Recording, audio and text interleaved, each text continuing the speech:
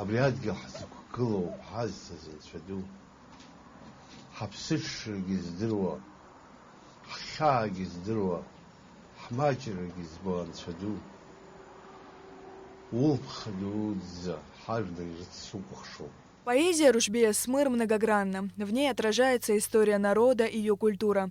Судьба лирического героя Смыр неразрывно связана с судьбой Абхазии. Сам Рушбей Хазаратович совсем еще молодым человеком принимал участие в национально-освободительном движении, в частности в событиях 1977, 79 и 89 годов.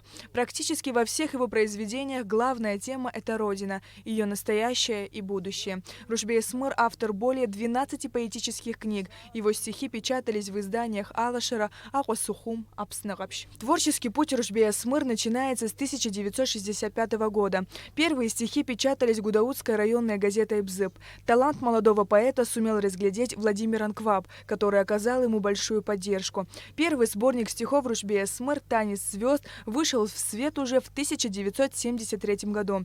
Рушбей Смыр – автор многих сборников. Многие стихотворения поэта были положены на музыку, уже несколько десятилетий неизменно исполняются на абхазской сцене.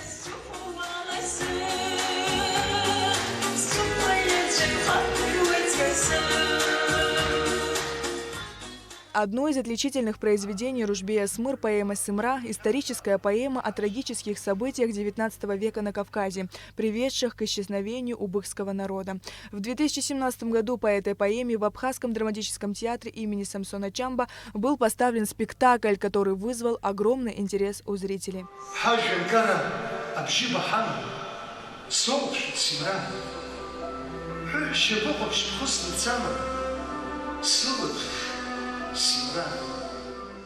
Народный поэт Абхазии, кавалер ордена Ахтзапша второй степени Рушбей Смыр ушел из жизни на 70-м году. Он прожил недолгую жизнь, но оставил после себя бесценное культурное наследие.